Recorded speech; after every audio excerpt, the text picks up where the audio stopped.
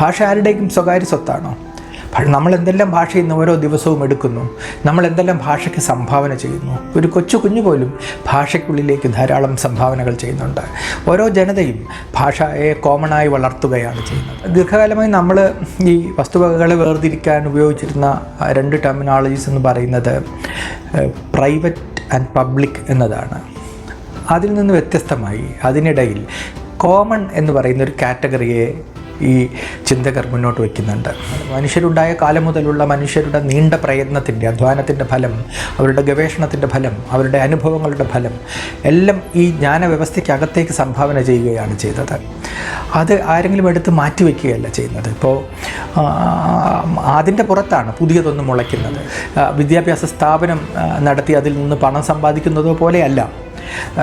പൊതുവായിരിക്കേണ്ടുന്ന അറിവിൻ്റെ ലോകത്തെ പരിധി വയ്ക്കുകയും അതിനെ കെട്ടിത്തിരിക്കുകയും അതിനെ വളഞ്ഞു വെച്ച് അതിൻ്റെ പുറത്ത് റെൻ്റ് പിരിക്കുകയോ അതിൽ നിന്ന് ലാഭം കൊയ്യുകയോ ചെയ്യുന്ന പ്രക്രിയയെക്കുറിച്ചാണ് പറയുന്നത്.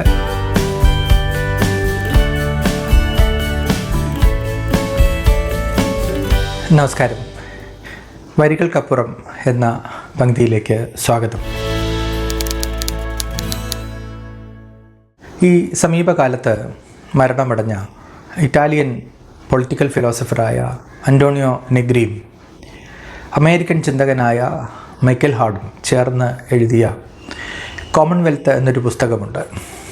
ഇവർ എംപയർ പോലെ, മൾട്ടിറ്റ്യൂഡ് പോലെ നിരവധി ഗ്രന്ഥങ്ങൾ, പൊളിറ്റിക്കൽ ഫിലോസഫിയിൽ തന്നെ ഗംഭീരമായ ചലനങ്ങൾക്ക് സാക്ഷ്യം വഹിച്ച കൺസെപ്റ്റുകൾ മുന്നോട്ട് വച്ച ചിന്തകരാണ്. അവരുടെ ഒരു പുസ്തകമാണ് കോമൺവെൽത്ത്. കോമൺവെൽത്ത് സമാനമായ ഒരു കൺസെപ്റ്റ് മുന്നോട്ട് വയ്ക്കുന്നുണ്ട്. കോമൺ എന്ന് പറയുന്ന ഒരു കൺസെപ്റ്റാണത്. ദീർഘകാലമായി നമ്മൾ ഈ വസ്തുവകകളെ വേർതിരിക്കാൻ ഉപയോഗിച്ചിരുന്ന രണ്ട് ടെർമിനോളജീസ് എന്ന് പറയുന്നത് പ്രൈവറ്റ് ആൻഡ് പബ്ലിക് എന്നതാണ്. അതിൽ നിന്ന് വ്യത്യസ്തമായി അതിനിടയിൽ കോമൺ എന്ന് പറയുന്ന ഒരു കാറ്റഗറിയെ ഈ ചിന്തകർ മുന്നോട്ട് വയ്ക്കുന്നുണ്ട്.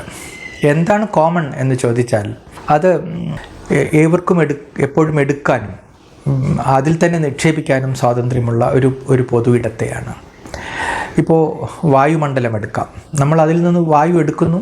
ഇപ്പോൾ മനുഷ്യർ ഓക്സിജൻ എടുക്കുന്നു, കാർബൺ ഡൈ ഓക്സൈഡ് അതിലേക്ക് നിക്ഷേപിക്കുന്നു. ജന്തുക്കൾ ഓക്സിജൻ എടുക്കുന്നു, അതിനകത്തേക്ക് അതിൻ്റെ ബാക്കി നിക്ഷേപിക്കുന്നു. സസ്യങ്ങൾ കാർബൺ ഡൈ ഓക്സൈഡ് എടുക്കുന്നു, ഓക്സിജൻ നിക്ഷേപിക്കുന്നു. മറ്റു ചിലപ്പോൾ അത് ഓക്സിജൻ എടുക്കുന്നു, കാർബൺ ഡൈ ഓക്സൈഡ് നിക്ഷേപിക്കുന്നു. ഈ തരത്തിലുള്ള ഒരു സ്വാതന്ത്ര്യത്തിലുള്ള ഒരു കോമൺ പൂളിനെയാണ് നമ്മൾ കോമൺ എന്ന് വിളിക്കുന്നത്. കടൽ, വനമൊക്കെ ആദിവാസികൾ ഉപയോഗിക്കുന്നത് കോമൺ എന്ന രീതിക്കാണ്. അവർക്ക് വേണ്ടത് അവരൊന്നും കരുതി വയ്ക്കുന്നില്ല, അതിനെ സ്വകാര്യവൽക്കരിക്കാനല്ല ശ്രമിക്കുന്നത്, ഒന്നും വളഞ്ഞു വയ്ക്കുന്നില്ല, ഒന്നും എടുത്ത് മാറ്റി വയ്ക്കുന്നില്ല. അവർക്ക് വേണ്ടത് അപ്പോൾ എടുക്കുന്നു. വിറക് ശേഖരിക്കുന്നത് തന്നെ നോക്കൂ. ഒരിക്കലും ഒരു മരമുറി കേസിൽ പ്രതിയാവുന്നില്ലല്ലോ നമ്മുടെ നാട്ടിലെ ആദിവാസികൾ. കാരണം അവർ മരത്തെ മറ്റൊരു വ്യാപാരത്തിനോ മറ്റൊരു സംഗതിക്കോ വേണ്ടി ഉപയോഗിക്കുന്നില്ല. അവർ വിറകിന് വേണ്ടി എടുക്കുന്നു, അത് തണുപ്പകറ്റാൻ വേണ്ടി ഉപയോഗിക്കുന്നു, അല്ലെങ്കിൽ കഞ്ഞി വയ്ക്കാൻ വേണ്ടി ഉപയോഗിക്കുന്നു. അത് ബാക്കി അവിടെ തന്നെ വീഴുന്നു. ഇതാണ് ആ തരത്തിലുള്ള ഒരു ചംക്രമണത്തിലൂടെ വ്യവഹരിക്കപ്പെടുന്നതാണ് കോമൺ. നമ്മൾ ജ്ഞാനം അതുപോലെ മനുഷ്യൻ്റെ ഒരു പ്രധാനപ്പെട്ട ഒരു കോമൺ വെൽത്താണ്. ജ്ഞാനത്തിൽ സംഭവിക്കുന്നത് ഈ ചരിത്രമുണ്ടായ കാലം, മനുഷ്യരുണ്ടായ കാലം മുതലുള്ള മനുഷ്യരുടെ നീണ്ട പ്രയത്നത്തിൻ്റെ, അധ്വാനത്തിൻ്റെ ഫലം, അവരുടെ ഗവേഷണത്തിൻ്റെ ഫലം, അവരുടെ അനുഭവങ്ങളുടെ ഫലം എല്ലാം ഈ ജ്ഞാനവ്യവസ്ഥയ്ക്കകത്തേക്ക് സംഭാവന ചെയ്യുകയാണ് ചെയ്തത്. അത് ആരെങ്കിലും എടുത്ത് മാറ്റിവെക്കുകയല്ല ചെയ്യുന്നത്. ഇപ്പോൾ അതിൻ്റെ പുറത്താണ് പുതിയതൊന്നും മുളയ്ക്കുന്നത്. ഇപ്പോൾ ആർട്ടിഫിഷ്യൽ ഇൻ്റലിജൻസ് ഉപയോഗിച്ച് പുതിയ ഒരു കണ്ടുപിടുത്തം വരുന്നു, അല്ലെങ്കിൽ ഒരു പുതിയ തരം കമ്പ്യൂട്ടർ വരുന്നു എന്ന് പറഞ്ഞാൽ അത് ഈ സഹസ്രാബ്ദങ്ങളായി മനുഷ്യർ നിർമ്മിച്ചിട്ട ജ്ഞാനത്തിൻ്റെ പുറത്തുണ്ടായതാണ്. ഏതെല്ലാം ഫാക്കൽറ്റികളുടെ സഹായങ്ങൾ ഒരു ആർട്ടിഫിഷ്യൽ ഇൻ്റലിജൻസിൻ്റെ ക്രിയേഷൻ ആവശ്യമായിട്ട് വരും. അപ്പോൾ അതൊന്നും ആരെങ്കിലും ഒരാളോ ഒരു കമ്പനിയുടെ ഗവേഷകരോ ചെയ്തതല്ല. നീണ്ട കാലത്തെ പരിശ്രമത്തിൻ്റെ, മനുഷ്യൻ്റെ ഇന്നുവരെയുള്ള ജ്ഞാനത്തിൻ്റെ പൊതുസ്വത്താണത്.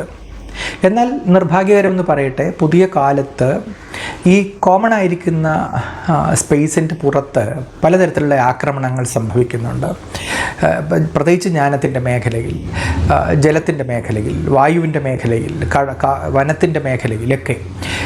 നെഗ്രിയൊക്കെ പറയുന്നൊരു കാര്യം, കമ്മ്യൂണിസം എന്ന് പറയുന്നത് എന്നോ ഒന്ന് വന്നു ചേരുന്ന ഒരു ഘട്ടം മാത്രമല്ല എന്നും മാർക്സിസം തന്നെ പറയുന്നത് പോലെ ഈ മുതലാളിത്തവും സോഷ്യലിസവും ഒക്കെ മൂർധന്യതയിലെത്തി അത് പൂർത്തീകരിച്ചതിന് ശേഷം വന്നു ചേരുന്ന ഒരു അന്തിമഘട്ടം മാത്രമല്ലെന്നും ചില മേഖലയിൽ ഓൾറെഡി കമ്മ്യൂണിസം വന്നു കഴിഞ്ഞു എന്നും നെഗിരി പറയുന്നുണ്ട്. അങ്ങനെ വന്ന മേഖലകളെയാണ് കോമണായി ഇപ്പോൾ ഞാൻ പറഞ്ഞ കോമണായിട്ട് പറയുന്നത്.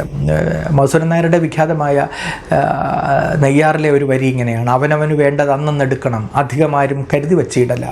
അങ്ങനെ അധികം കരുതി വയ്ക്കാതെ അവനവന് വേണ്ടത് അന്നെടുക്കുന്ന തരത്തിലുള്ളൊരു കോമൺ വെൽത്തിനെ കുറിച്ച് ഉള്ള ബോധ്യമാണ് ഇത് ചില മേഖലകളിൽ മനുഷ്യവംശം ചില മേഖലകളിൽ ഓൾറെഡി കൊണ്ടുവന്ന്. ഭാഷ നോക്കൂ, ഭാഷ ആരുടെയും സ്വകാര്യ സ്വത്താണോ? നമ്മൾ എന്തെല്ലാം ഭാഷ ഇന്ന് ഓരോ ദിവസവും എടുക്കുന്നു, നമ്മൾ എന്തെല്ലാം ഭാഷയ്ക്ക് സംഭാവന ചെയ്യുന്നു. ഒരു കുഞ്ഞു പോലും ഭാഷയ്ക്കുള്ളിലേക്ക് ധാരാളം സംഭാവനകൾ ചെയ്യുന്നുണ്ട്. ഓരോ ജനതയും ഭാഷയെ കോമണായി വളർത്തുകയാണ് ചെയ്യുന്നത്. മനുഷ്യൻ്റെ കോമൺ ആയിട്ടുള്ള പ്രോപ്പർട്ടികളുടെ കോമൺ വെൽത്തിൻ്റെ ഏറ്റവും സവിശേഷമായ ഉദാഹരണം ഭാഷയാണ്. പക്ഷേ സമീപകാലത്ത് ഈ കോമൺ ആയിരിക്കുന്ന ഈ വ്യവസ്ഥയ്ക്കകത്തേക്ക് ആക്രമണങ്ങൾ വരുന്നു. നിങ്ങളിപ്പോൾ മൈക്രോസോഫ്റ്റിനെ നോക്കൂ. മൈക്രോസോഫ്റ്റിൽ എന്താണ് സംഭവിക്കുന്നത്? മൈക്രോസോഫ്റ്റ് ജ്ഞാനത്തിൻ്റെ ഒരു മേഖലയെ മൊണോപ്പൊളൈസ് ചെയ്യുകയാണ് ചെയ്യുന്നത്. അങ്ങനെ മൊണോപ്പൊളൈസ് ചെയ്തിട്ട് അതിൻ്റെ റെൻറ്റ് വിൽക്കുകയാണ് ചെയ്യുന്നത്. ഏതെങ്കിലും ഒരു ഡിവൈസ് കമ്പ്യൂട്ടർ ഉണ്ടാക്കി വിൽക്കുകയോ കമ്പ്യൂട്ടറിൻ്റെ ഒരു സോഫ്റ്റ്വെയർ ഉണ്ടാക്കി വിൽക്കുകയോ മാത്രമല്ല ചെയ്യുന്നത്. ജ്ഞാനത്തിൻ്റെ ഒരു മേഖലയെ മൊണോപ്പൊളൈസ് ചെയ്യുകയും ജ്ഞാനത്തിൻ്റെ ഒരു മേഖലയിൽ റെൻറ്റ് പിരിച്ചുകൊണ്ട് നിൽക്കുകയും ചെയ്യുകയാണ്. ഇത് കടൽ തീരത്തിൻ്റെ കാര്യത്തിൽ, ഇത് കടലിൻ്റെ കാര്യത്തിൽ, വായുവിൻ്റെ കാര്യത്തിൽ, വനത്തിൻ്റെ കാര്യത്തിലൊക്കെ ഇത് സംഭവിക്കുന്നു. ഒരുപക്ഷെ നമ്മുടെ സെൻട്രൽ ഇന്ത്യയിൽ സംഭവിക്കുന്ന ഈ ധാതു ലവണങ്ങളുടെ മേലുള്ള കോർപ്പറേറ്റുകളുടെ കൈയടക്കം അതാണ്.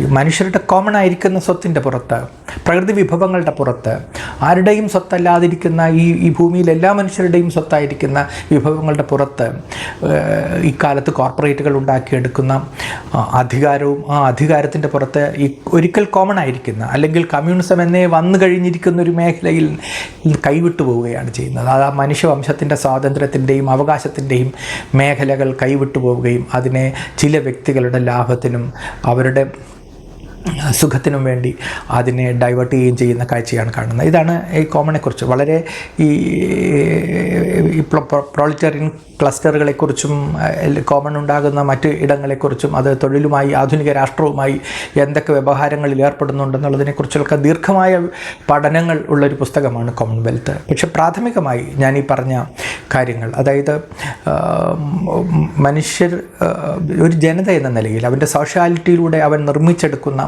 കോമണുകൾ വളരെ പ്രധാനമാണ്. ഇപ്പോൾ ഇൻ്റർനെറ്റിൻ്റെ കാര്യമെടുക്കാം. ഇൻ്റർനെറ്റ് ഒരു വലിയ അളവിൽ അത് ഒരു കോമൺവെൽത്താണ്. കാരണം അവിടെ ഒരാൾ യൂസർ മാത്രമല്ല, നമ്മൾ ഡോണർ കൂടിയാണ്. നമ്മൾ അപ്ലോഡ് ചെയ്യുന്നുണ്ട്, നമ്മൾ ഡൗൺലോഡ് ചെയ്യുന്നുണ്ട്, നമ്മൾ യൂസ് ചെയ്യുകയും നമ്മൾ ഒരേ സമയത്ത് നമ്മൾ ഡോണറും യൂസറുമായിട്ട് ആ നെറ്റ്വർക്കിൻ്റെ ഭാഗമാവുകയാണ് ചെയ്യുന്നത്. ഇതുപോലെ ഉള്ള പുതിയ വ്യവസ്ഥകൾ, പുതിയ കോമൺ വ്യവസ്ഥകൾ രൂപപ്പെടുന്നുണ്ട്. പക്ഷേ അതേപോലെ നമ്മൾ നിർഭാഗ്യകരമെന്ന് പറയട്ടെ, ചരിത്രാതീത കാലം മുതലേ നമുക്ക് കോമൺ ആയിരിക്കുന്ന പലതും നമുക്ക് നഷ്ടപ്പെടുന്നു, മനുഷ്യവംശത്തിന് നഷ്ടപ്പെടുന്നു എന്ന് വേണം അതിനെ കാണാൻ. അല്ലാതെ അത് പുതിയ കാലത്തിൻ്റെ ഒരു ആവശ്യത്തിന് വേണ്ടി അല്ലെങ്കിൽ മുതലാളിത്തത്തിൻ്റെ വളർച്ചയ്ക്ക് വേണ്ടി രാജ്യത്തിൻ്റെ അഭിവൃദ്ധിക്ക് വേണ്ടി ആരെങ്കിലും കൈയടക്കുന്നു എന്നല്ല. ഇത് മനുഷ്യവംശത്തിൻ്റെ മൊത്തം സ്വത്തായിരുന്നു. അത് കൈവിട്ടു പോവുകയാണ് ചെയ്യുന്നത്. ജ്ഞാനത്തിൻ്റെ മേലിലുള്ള കൈയടക്കം അത് ഇപ്പോൾ ഒരു അധ്യാപകൻ ട്യൂഷൻ എടുക്കുന്നതോ ഒരു വിദ്യാഭ്യാസ സ്ഥാപനം നടത്തി അതിൽ നിന്ന് പണം സമ്പാദിക്കുന്നതോ പോലെയല്ല.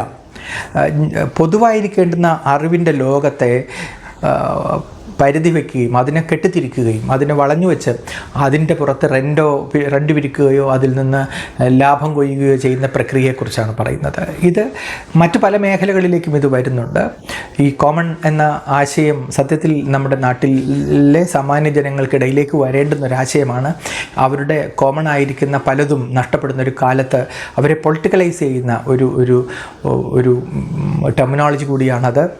തീർച്ചയായും നമ്മുടെ നാട്ടിലെ ചിന്തകരുടെ ഇടയിൽ പോലും അത് ഗൗരവതരത്തിൽ വന്നിട്ടില്ല എന്ന കാര്യം ഓർമ്മിപ്പിച്ചുകൊണ്ട് നിർത്തുന്നു. മറ്റൊരു വീഡിയോയുമായി കാണാം. നമസ്കാരം.